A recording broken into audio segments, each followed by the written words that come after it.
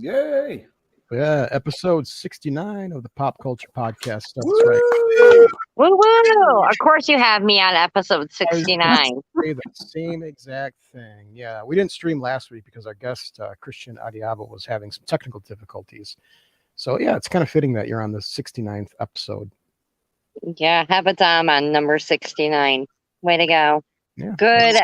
That is just good planning on your part. I know. And my mom. And Barb. Barb. And I am Bad 69. She is 69.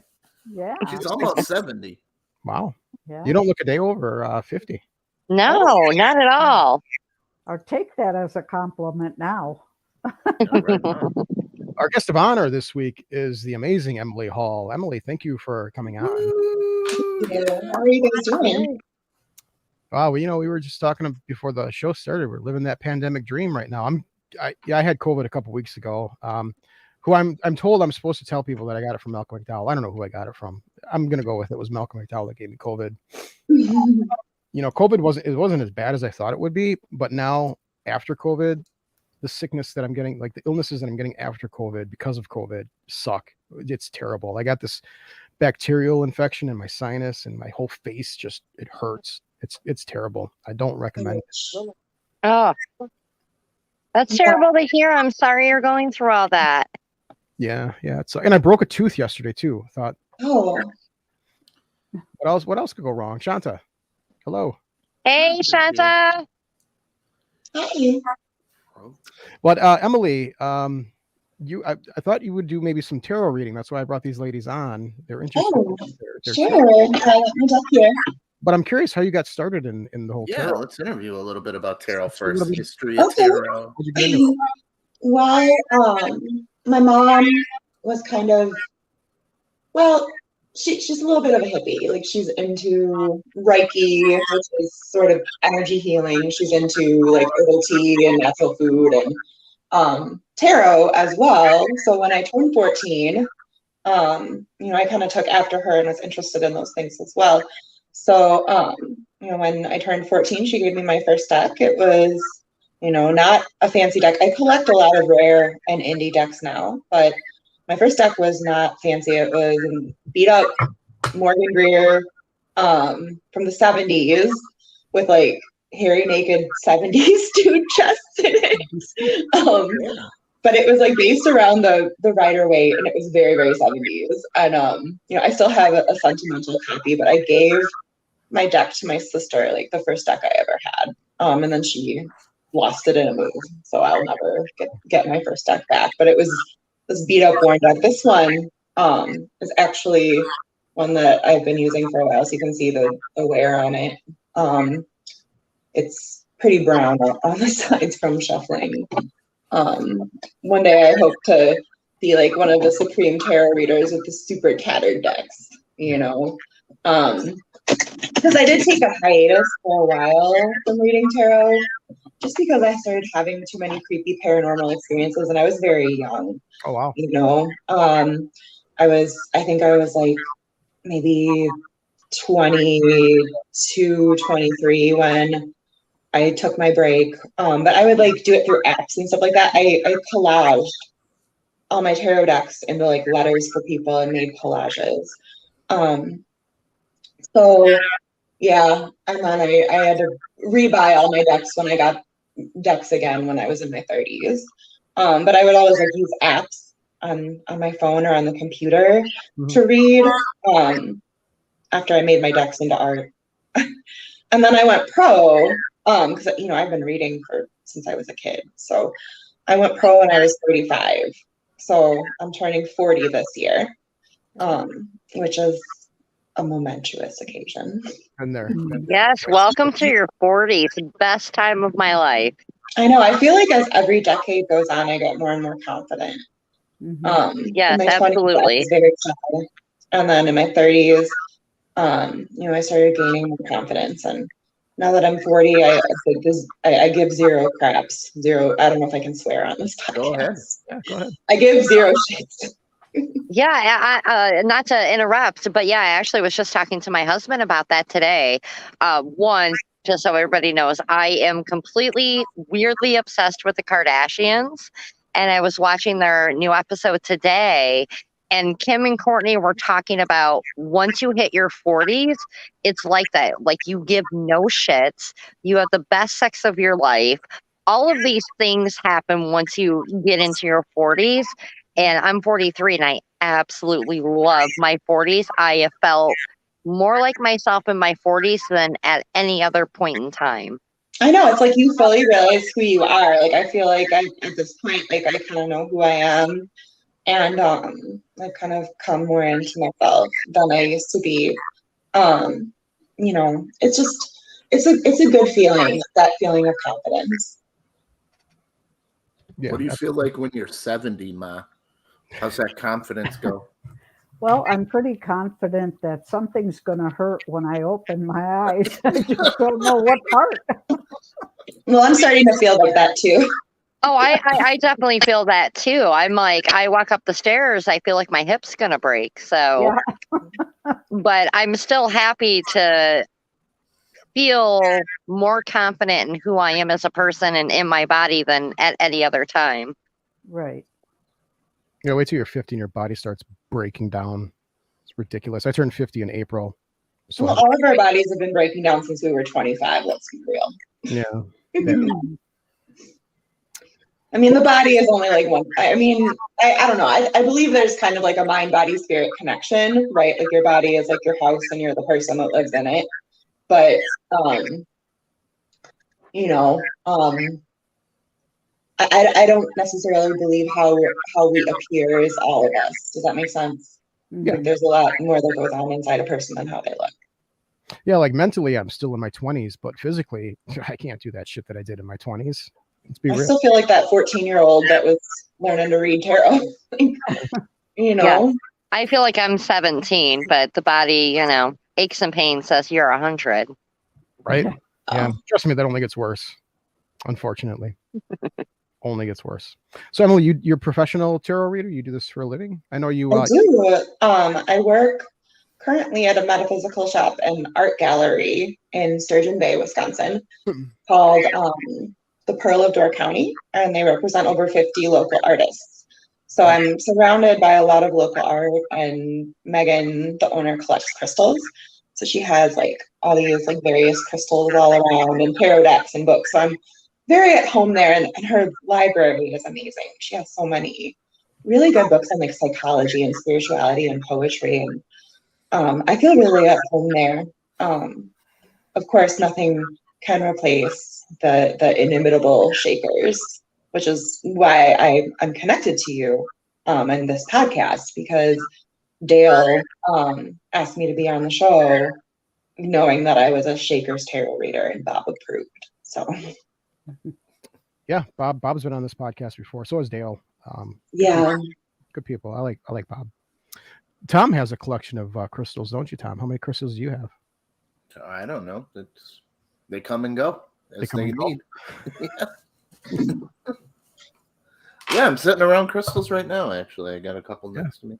Yep, I got my what is this? Pyrite? Fool's gold? It's a crystal. Yeah. It's a fool's gold crystal ball. Chuck it at people when they don't give me money for my readings. Because pyrite's supposed to bring abundance, right? So when people talk to you, when you give tarot readings, does anybody ask you like the ultimate question, like, when am I going to die? Does anybody ask that? And can a tarot even tell that? There are certain things I do not read on. I don't read on when you're going to die. I don't like reading on health because I feel a doctor is much more qualified. A medical practitioner is much more qualified than a tarot reader to diagnose or treat a condition. And I don't read on legal stuff, legal issues. I feel a lawyer or, somebody that is experienced in that is best to consult for legal issues. And that also protects me, right? It protects me from like getting sued if I tell somebody like, that they have cancer and they don't, or that they do and they, I don't know, it protects me basically. And recently one of the hazards of the job is that occasionally men will hit me up in Messenger asking for a reading, but actually wanting to hit on me. So I had one of those the other day, and it was, yeah. Who is that psychic? Milwaukee had a psychic. I don't know if she's alive anymore, but I can't remember her name, but she was really well known. She was sued so many times for like defrauding seniors out of all their money. Can't remember what her name is. There is, I don't do that. Like, there's certain psychics that kind of give everybody else a bad name, and it's kind of why I don't like referring to myself as a psychic.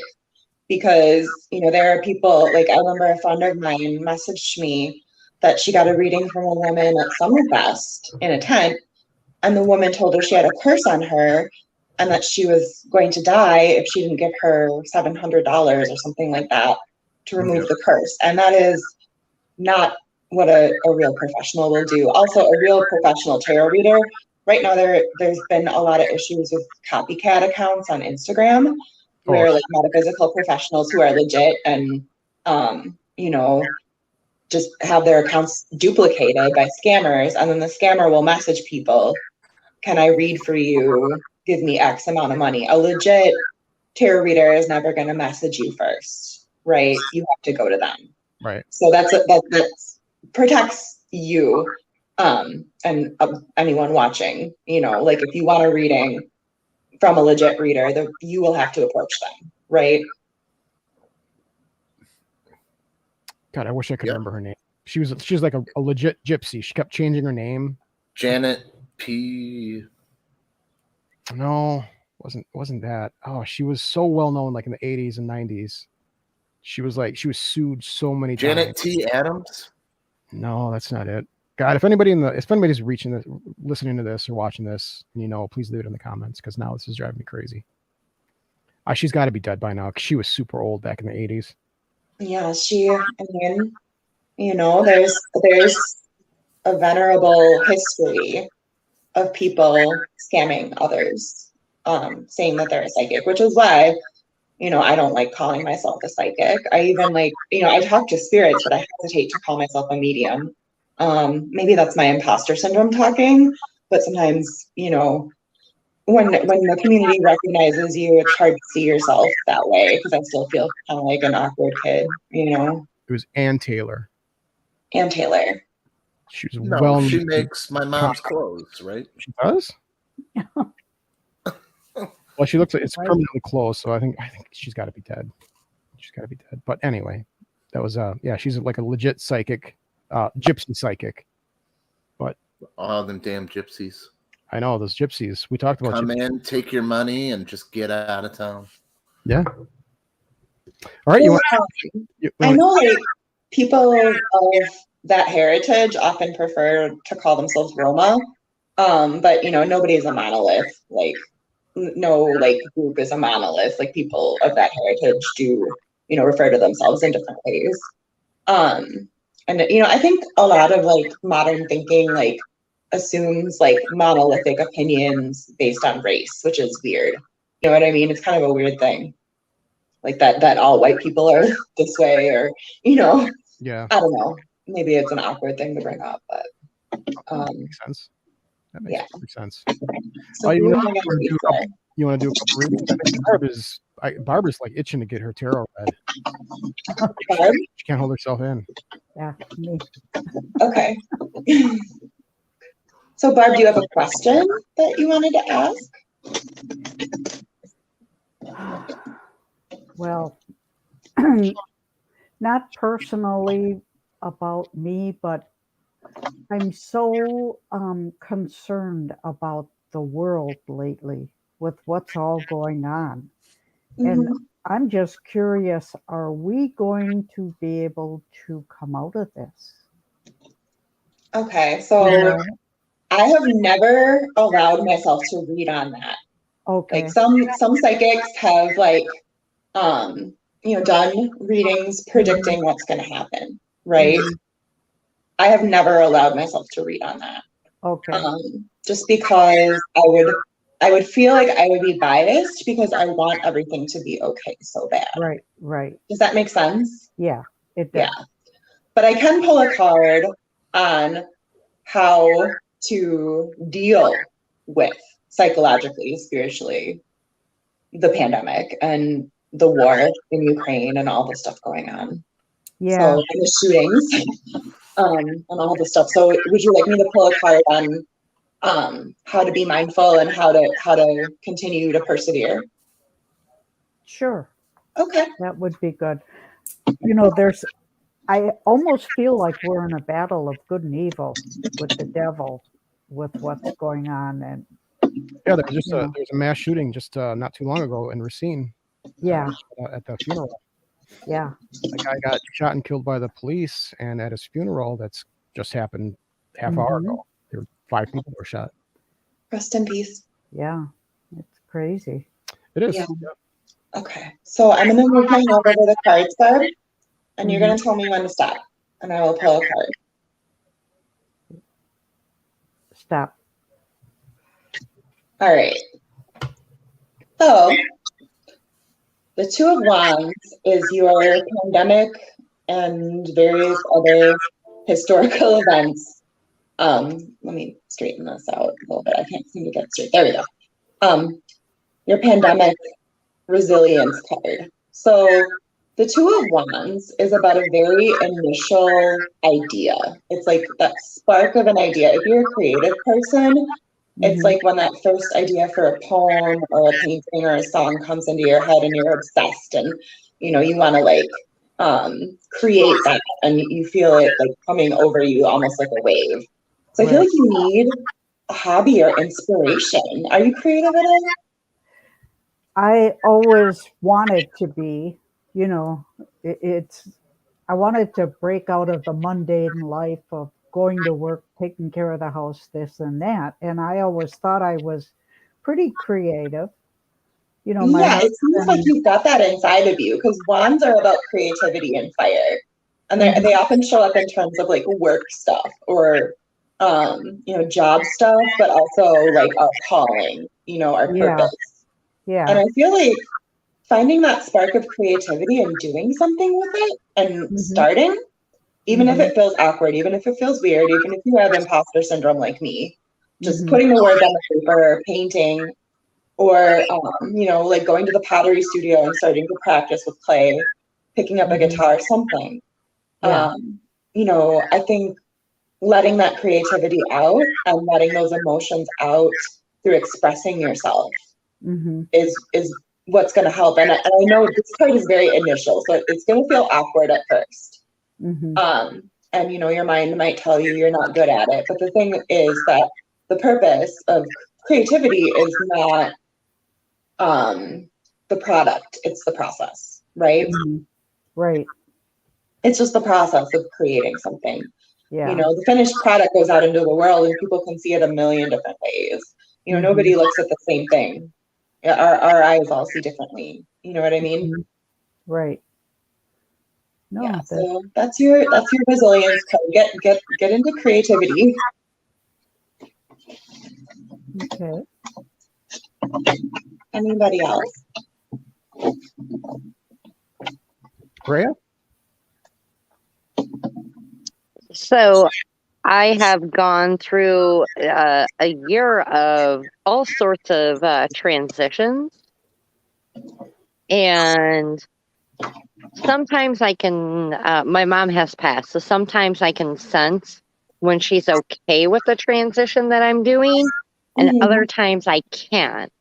So I guess my question is she okay with all my different transitions, or is there something she's like, probably shouldn't have done that type of transition?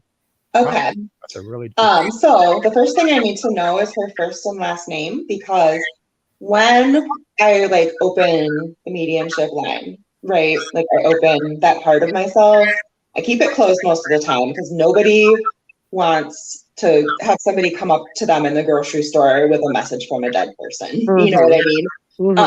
I have to like live my life as a normal human. But when I open that up, it seems like a lot of spirits tend to come crowding in. and they all want to talk at once. And if you want to talk to her, I need her name. No, do you want her married last name or what her maiden name was? What did she go by the most? Probably her married last name was the longest. That'll work. Okay, so that would be Betty Johnson. Okay, and remind me of your name again. What I use is my stage name, or would you rather have my real name? Your stage name is fine. Rhea. Rhea. And her name was Betty Johnson. Mm-hmm. Give me insight, wisdom, and clarity for Rhea. Oh, we got a jumper already.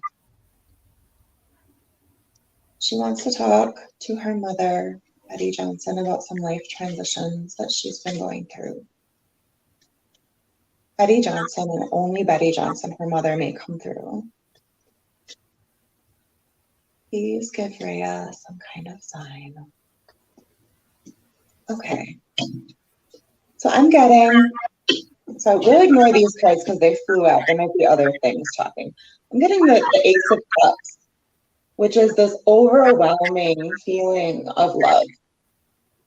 Like, so the way that the tarot speaks is in these 4 different suits, or at least the minor arcana. And the cup suit is all about emotions and relationships and love. And I think she knows what you're going through. She knows you've been through a lot, and she has nothing but love for you. This is like the pure love card. It's like the and it's also, it can indicate like the birth of a child. So she could be saying like, you are my child, you're my daughter, and I think I just want you to be happy. Like, this card is about happiness too. It's about like that kind of overwhelming feeling of joy and happiness that you get when you love someone, right? So I think this is pretty meaningful. That, you know, she approves of your choices. Was there a particular choice you were wondering about? Probably getting remarried. Okay. Betty. Let me know how you feel about Rhea getting remarried. Okay. So she says that was taking on a lot. Was it a stressful wedding, or was everything stressful? No, actually, it was the easiest wedding ever. Because this card is about stress, but it's also about like maybe she's worried that you're taking on too much. You know what I mean? Or she feels, I think she feels a little bit skeptical about it. Like there's going to be like a challenge, or you know, she knows that you're going through a lot of changes, and this was a big change. Let's see if there's any other messages about that. I think the stress part of it is more so others' reactions to it rather than mine. Right. So there was drama. Oh yeah. Well, that makes a lot of sense with the 10 of Wands. Because I feel like maybe that drama made you feel overburdened, and your mom didn't like that. She didn't like how that made you feel. Because you were just making a choice for your own happiness. Mm-hmm. And here people are piling all these wands on your back, you know? Because in the card, there's 10 wands on this person's back, right? Mm-hmm. And it's like these people are all piling their wands on you. Mm-hmm. And she saw that and didn't like it, is what I'm thinking. I can see that, yeah. Right? And I'm sorry that you went through drama about your choices of love. You know, best decision of my life. Yeah. Well, your mom didn't like how others were stressing you out. Yeah, there was one specific person. Yeah. And in terms of yes or no in the tarot, the 10 of Wands is an even numbered minor, so it means yes. So she's pleased with your marriage. She's glad you're making yourself happy. Okay. Yeah. Yeah, I'm getting the vibe that she, you know, that she just wants your best interest. Like, a lot of times when people are in the spirit world, they don't they see things a little differently than they did on Earth, if it makes sense. Like, I think it gives like a different perspective when you're like, you know, kind of looking in from the outside, if that makes sense. And some people don't even like, there are the earthbound dead that don't even know they're dead, right? And that's where some kind of mediums like help them cross over, right? But I thought your mom was very much a peace and very much in the light. Yeah, Especially- she comes through a lot. She'll play random, like there's a certain song me and her have, and it will play at weird random times, or even on like stations that wouldn't typically play that song. Yeah. I've actually had my dad speak to me through the radio too. The dead, actually, I think there's like, I mean, we've talked about this before on WLIP, but there's like a magic in the radio. And when you've lost a loved one, hearing that song come through, you know, really can mean everything. And you know, I almost like listen to the radio like to test the vibes of the day, right? Like I'll be driving to work and I got my like top 40 hits playing. Because my CD player in my car is broken, otherwise it would be Tom Waits. But so yeah, you've got the top 40 hits playing. You can kind of tell what kind of vibe the day is going to have just from the songs that come on. So the radio is very magical and definitely a way for the dead to speak. Yeah, like a really good example, I have Alexa, and so I was playing like, you know, like 70s rock, and then the song came on, which is totally not 70s rock. It was kind of out of the blue, didn't fit in that at all. And it was just like, oh, there she is. Or She even we went to a bar and it was like very heavy, like hip hop music. And the song came on and it's like, yeah, I mean, it's somewhat in the hip hop, it's Kid Rock. So it's somewhat in that, but they were like playing like Tupac. So you wouldn't expect then Kid Rock to come on. No. So she does that a lot. Yeah, she's still watching over you and she wants you to know that she's there. And a lot of times the dead do speak through music. I think there's very much magic in music. Very much power in music and spirituality in music. So, you know, I definitely feel like that's the way to get messages from your loved ones beyond. Yeah, absolutely. Hey, Joe. Hi. Yeah, you know, when you came on the radio, I was, you know, I'm an open-minded skeptic when it comes to paranormal, you know, psychics, all that. You know, I got to really be convinced. And when you came on the radio, I was totally convinced. Like it's amazing how weirdly accurate you were to some things. Like in my life, I can't. I wish I could explain it, but I can't explain it. Can anybody be a tarot reader? Is it something that you just it's a gift like psychics or something like that? I think we are all gifted in spirituality, and it's just if you choose to tap into it. I think different people have different gifts, right? Like, you know, some people can see ghosts. I have seen ghosts at Shakers. I've seen apparitions, and Bob has told me they are, you know, known spirits there. But, you know, some people can see spirits, some people can hear them, some people can just like, you know, feel them. And some people, you know, but tarot can actually be read psychologically. You know, I was very skeptical myself before I started working at Shakers. When I had all those weird paranormal experiences in my early 20s and quit tarot and made it into art, I like shut out that part of myself. I just kind of cut it off and became more of an atheist, and I was very skeptical. And then, you know, I just started feeling it again, wanting to come through when I was working at Shakers because the spirits there was unavoidable, you know, and if you have that inside of you, you're going to see them. And, you know, I really do think that anybody can, it's just different gifts. You know what I mean? Kind of like some people are painters, some people are guitar players, you know? Yeah, that makes sense. Tom, you want your tarot read? I know you do. What questions do you have for Emily? You're on mute. Me? No, Thomas. Yeah, well, first I was saying we had Corby Mitlight on a while back, and she said tapping into your paranormal is like anybody can sit down to a piano and have it play and they can get better at playing it. But some people are like a Mozart or Beethoven, that you're just going to have people that are really good at it. So yeah, so Right. I mean, there's diversity in you know how intense things are for people. I myself find that there is like some of what I experience is psychosis because I have a psychotic disorder, and some of what I experience is spiritual, and I've had to learn to tell the difference.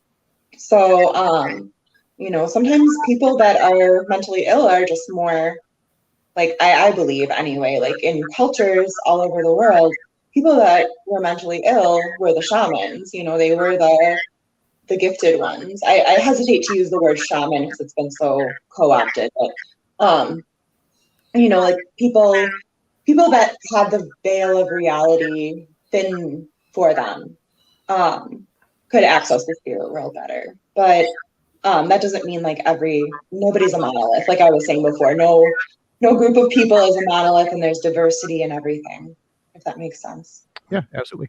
Joe brings up a point here. When it comes to tarot readings and such, I'm a really big skeptic about them. There's too much you can find out about a person online, etc., which is a good point.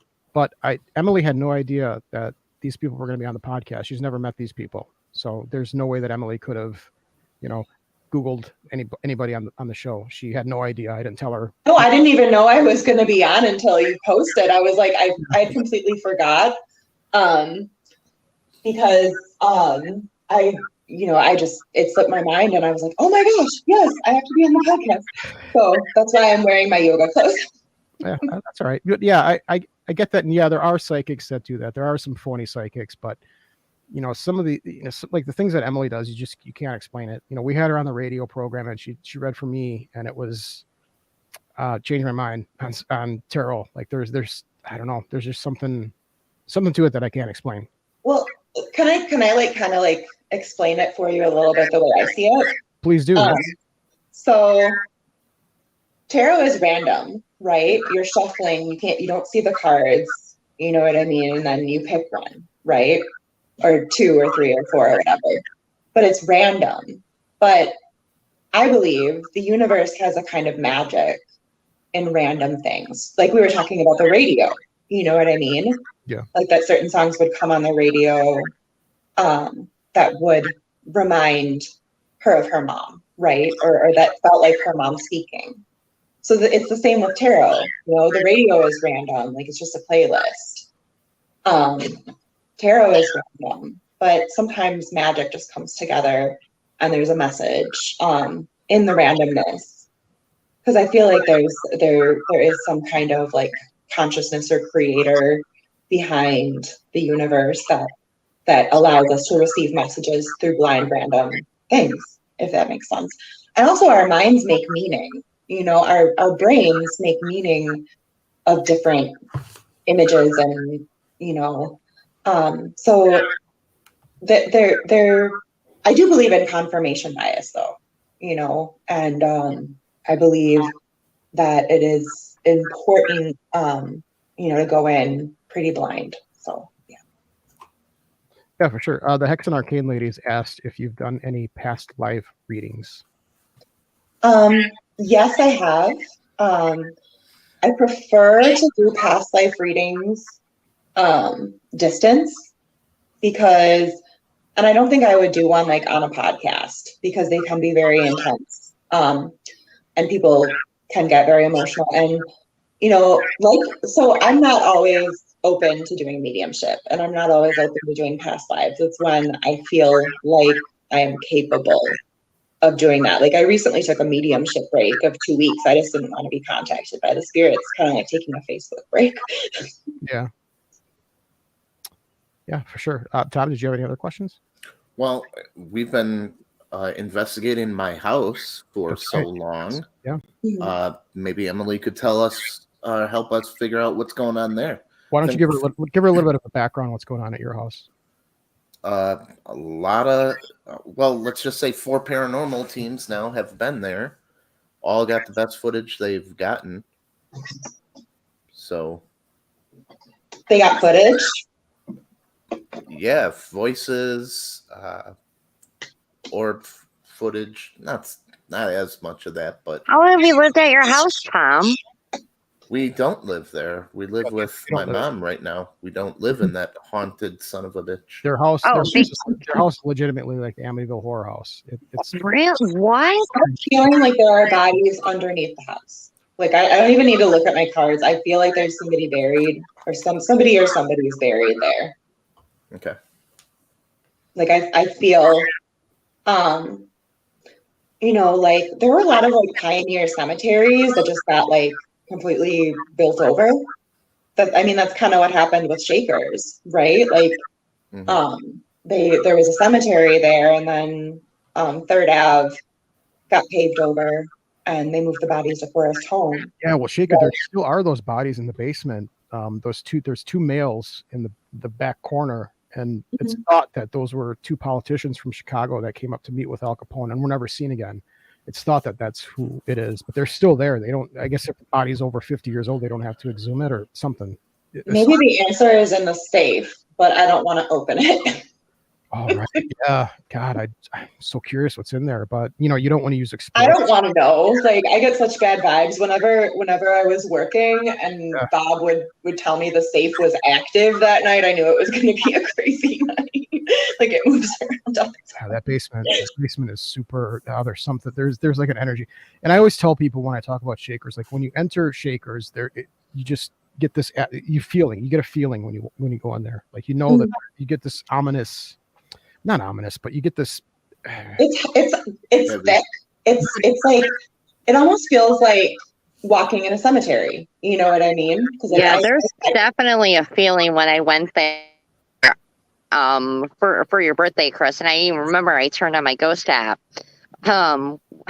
when you were taking me on a tour, and weird things were coming up, but you can definitely feel something there. Funny that you mentioned that. I had my birthday party at Shakers, and Bob told me after the fact that room that we had the birthday party in, that little room on the second floor, that was the abortion room when it was a speakeasy / horror. Oh, my God. That's where they did all the abortions. So I don't know how many babies were killed in that room. Well, I would love now that to go back to my Ghost app and see if I can pull up what was said during that time in that room. Yeah, that would be really interesting to hear. Yeah, Hex and Arcane, we want to ghost hunt there so bad. Yeah, I'll talk to Bob for you guys if you are interested. I love going to Shakers. Love hanging out there. Yeah. That should be a whole podcast. We need to go there. Mm-hmm. You guys All should of us. definitely do it. I'm gonna visit. I'm gonna be in Milwaukee getting a tattoo on June 6th, and I'm definitely going to sit on the veranda. I always get the feeling that it almost feels like New Orleans or New Orleans. I don't know how people in that part of the country pronounce it. I don't know if I'm pronouncing it wrong, but Nowlins. Now. I'm about as carpetbagger as a carpetbagger can be. I don't know how to pronounce it.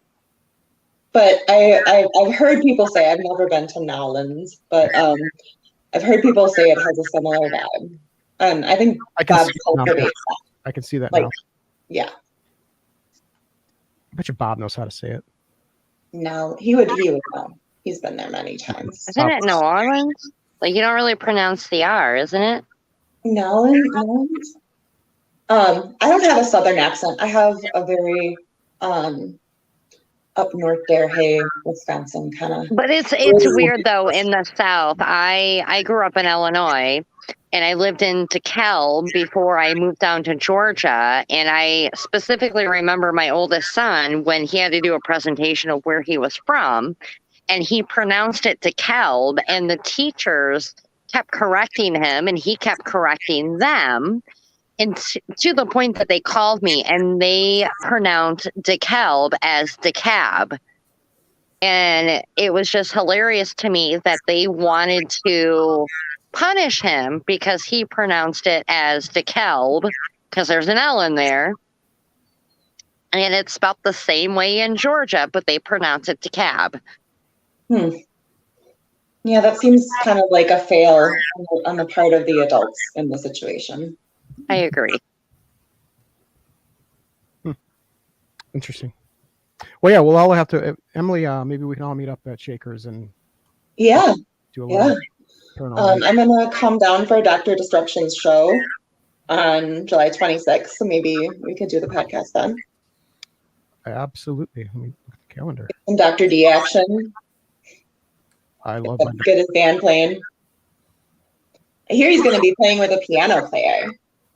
Sure, yeah, he's got an acoustic Heart's Blood.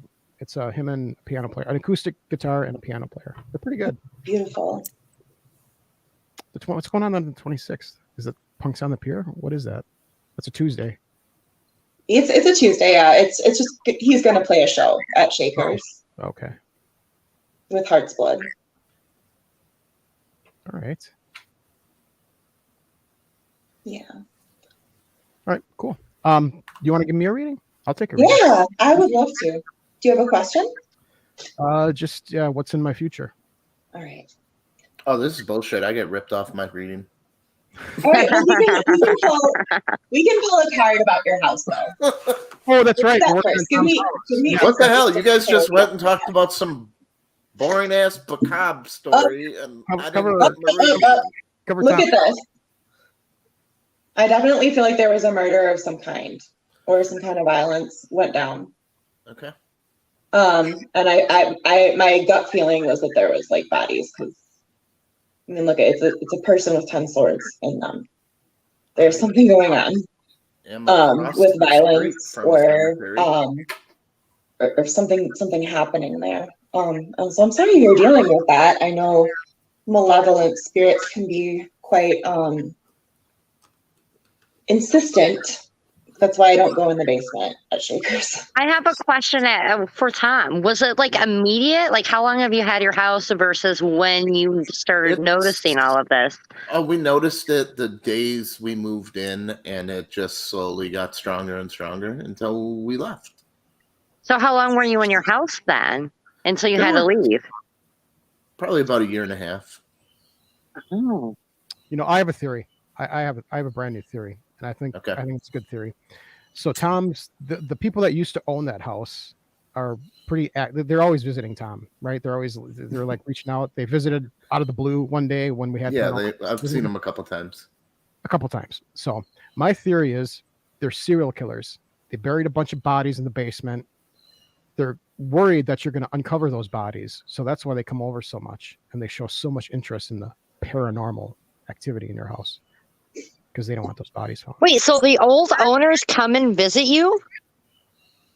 They just happened to stop by when we had a paranormal team over there. Who does that? I got a hold of their son because we had a crate. We had a crate in the attic that was really creepy, and we thought the activity might be linked to that. So I found an old baptism candle, and I found it out. The kid found him on Facebook. Everybody was over at my house for my birthday party. They said, call the kid, get that crazy looking crate and all his crap out of there. Old casts, just weird stuff.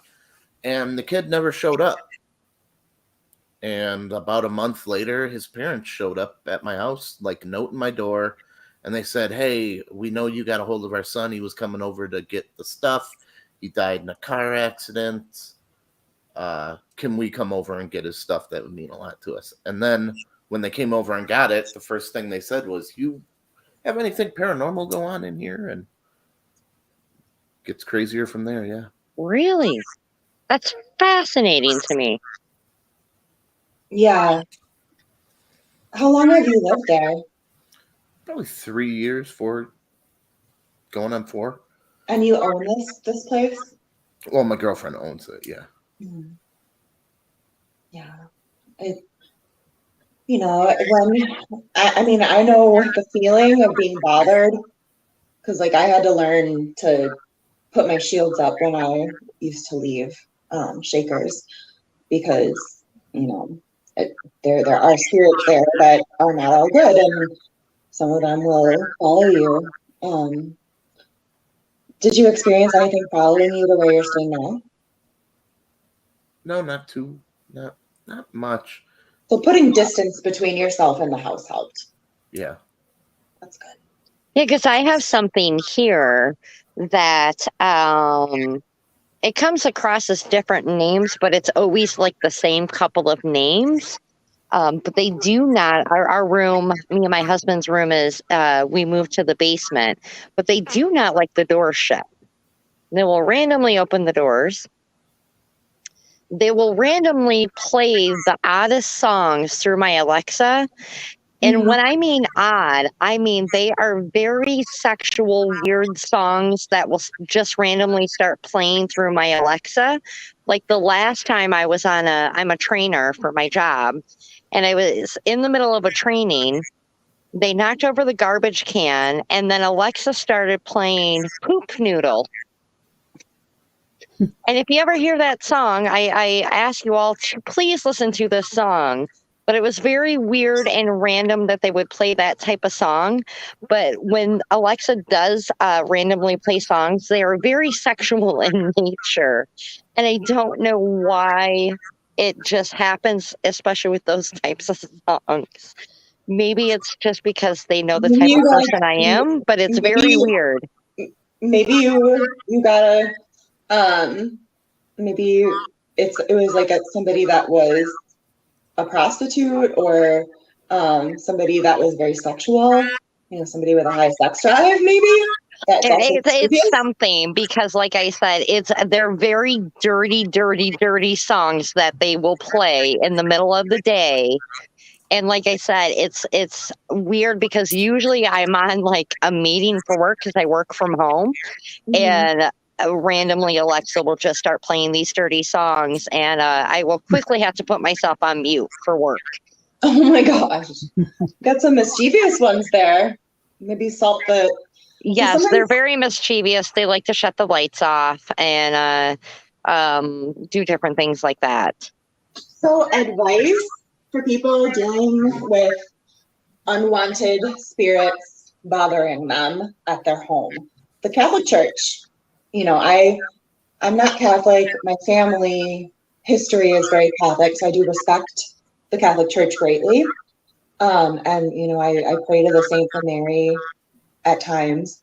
And, I look up, because, I went to Catholic school for a while. When the church was dealing with very haunted places that nobody else could deal with, they would just bring in truckloads of kosher salt, put it everywhere, put it in the cabinets everywhere. But even a little bit of kosher salt, and then you open all the windows and open all the doors. And the kosher salt will suck up all the negativity. And apparently, I think it was the Amityville house that they did that with, but I'm not sure. It was a famous haunting that the Catholic Church just packed the house with salt. And it went away. Do you have any advice for Tom on what to do about his? Well, let's get some salt. I like that advice. It has to be kosher salt. So I need a rabbi. That's all I need, right? You need some Judaic salt, some kosher salt, and the Catholic Church uses it. So that's what they use for hauntings. So I was told that by a fellow tarot reader when I worked at Renaissance Fair. When I told her I worked at Shapers, she wanted to advise me as a newer tarot reader on how to deal with anything that followed me home. So she said, kosher salt. It worked on a very famous haunting. Catholic Church did it, and you just open all the windows and open all the doors and sprinkle salt, and then you vacuum. Buy that stuff in bulk on Amazon. That's what I'm doing right now. Yeah. I mean, when you buy it at a store, is it actually the right kosher salt? Is it all blessed? If it says if it says kosher, it has. If it says kosher, it's been blessed. Yeah. Okay. Put that by. He must have 100 crucifixes in his house, little ones all over the place. Yeah, I just Easter bunny egged them all over my house. I hope the Catholic Church way of dealing with pesky ghosts is helpful for you, and you don't have to deal with it anymore. You can just live in your house. Thanks. Yeah. Well, they're violent by you too, Tom. So yeah. But I trust this old tarot reader from Renaissance Fair. She'd been reading there for 30 years, I don't know if she would like to be referred to as old, but she was wise, is what I would say. And I definitely trust her, and I've given that advice to many people, and it usually works. So. Well, what's Chris's fortune? Because we're starting a death pool on him soon, and I need to Yeah. get a hot tip on where to lay my big bucks on when he's going to kick it. Give me insight, wisdom, and clarity. That's so mean. I'm used to it. You can't say it like that. Shut up! I'll let you get 2-1 odds. If I can make Tom a few bucks, happy to do it. Okay, Chris. So for you got a major arcana card, which is Temperance, and this card is about your mind, body, and spirit connection. And I know we talked about you being sick, but this is like, I don't do health readings, but Temperance is one of those cards where I'll be like, drink your water, get enough rest, make sure you're sleeping at night, and let yourself recover, because this seems like very much about re-attaining that mind, body, spirit balance that you need to be at your most productive self and at your happiest self. Does that make sense? It does, yeah. Yeah, the cards are like, I'm sorry you were sick, take good care of yourself. Sometimes this deck is mean, but it was being nice to you. I'll take that. That makes perfect sense. Mm-hmm. COVID well, sucks. especially just getting over COVID. You need to rest, Chris. Yeah, I don't recommend. Take it easy. I don't recommend COVID. See, I got my second booster on April 10th, and I thought, man, I'm invincible. I don't need masks. I don't need to avoid people. I'm gonna just mingle. Damn Malcolm McDowell. Yeah, Malcolm McDowell. It was either Malcolm McDowell or George Wendt. We're going with Malcolm McDowell. I like that so much more. Malcolm McDowell's a really nice guy too. I was really, really glad he wasn't a dick, because I'd be heartbroken if he was a dick. I don't know how I would be able to take that, but he was super cool, super nice. It's a good time. It's a good time. Yeah. You guys should come out in when's the next one? November, down in Chicago. You guys should come out. Well, what's before November that they should come out to? The Milwaukee Twisted Dreams Film Festival. October 14th to the 16th. At the historic Avalon Atmospheric Theater. That's right. Oh, they're having it at the Avalon? Yep. That'll be lovely. Yeah, we outgrew our old time cinema. We outgrew it, so we're moving on. What do we got? Lloyd Kaufman coming, Brinky Stevens. We're going to have Ratbat Spider, Grindhouse Tees Burlesque Troupe. Oh, I love Grindhouse Tees. Yes. Tom and I are going to do burlesque too. I'm really, really jealous now about Malcolm McDowell, because one of my favorite movies is Caligula. Oh yeah, he had a bunch of pictures, 8x10 pictures that he was signing from that movie. Oh. He shook my hand too. Malcolm McDowell sucks at math, and I'll explain why. Because he was charging $30 for a selfie with him, right? Which is cheap. That's on the cheaper side of celebrity selfies at these conventions. But he was selling merchandise like bumper stickers, beanie hats. Bumper stickers are like $10 a piece. Beanie hats were $25 a piece. If you bought merchandise, doesn't matter what it was, you could buy a bumper sticker, you got a free selfie with him. So why would anybody just spend $30 on just a selfie? Why wouldn't you buy like a bumper sticker? Because he sucks. Okay, that's a psychology thing. His goal is to sell merchandise, right?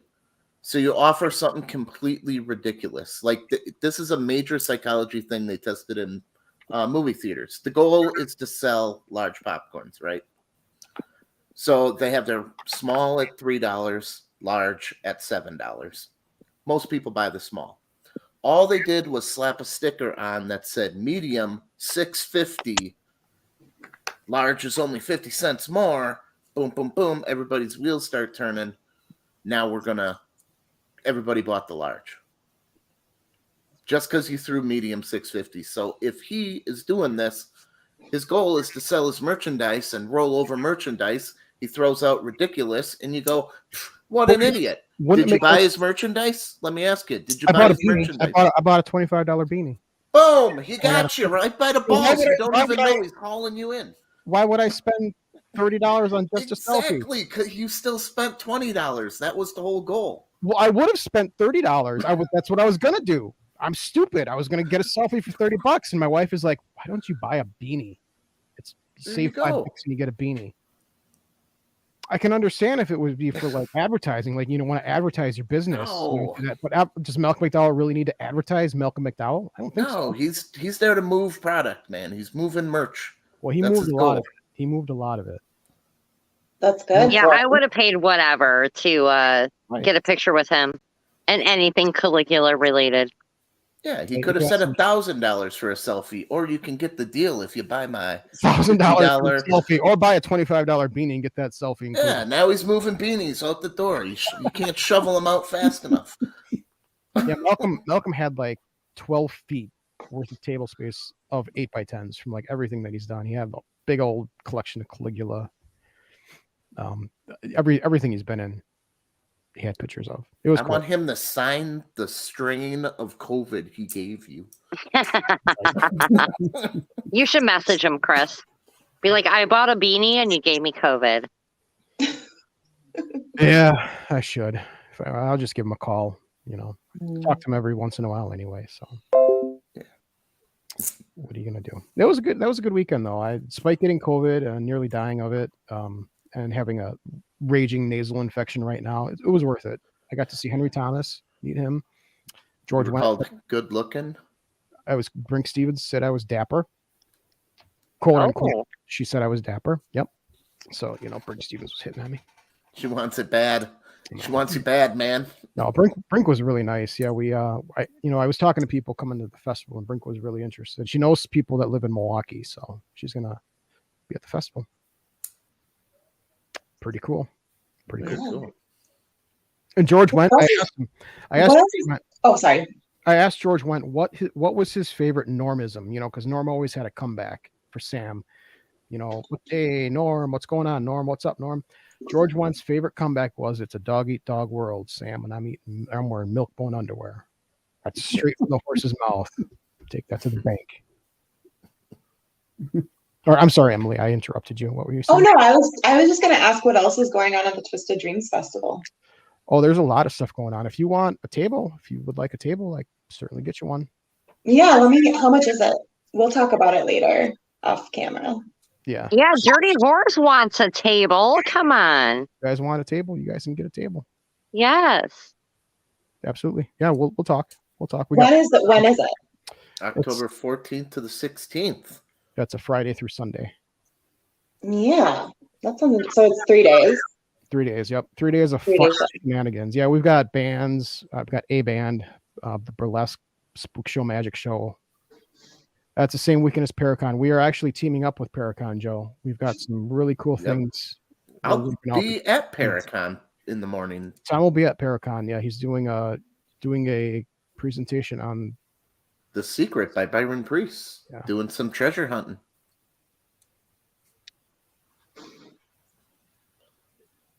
All right. Well, I guess on that note, Emily, thank you for coming on. Yeah, it was lovely talking to Nice to everyone. meet you. All right. Well, join us next week. I think we've got a pretty good guest lined up next week. I don't want to announce it because I'm not sure yet, but we'll be back next week. Same channel, same time. Thanks, everybody. Woo.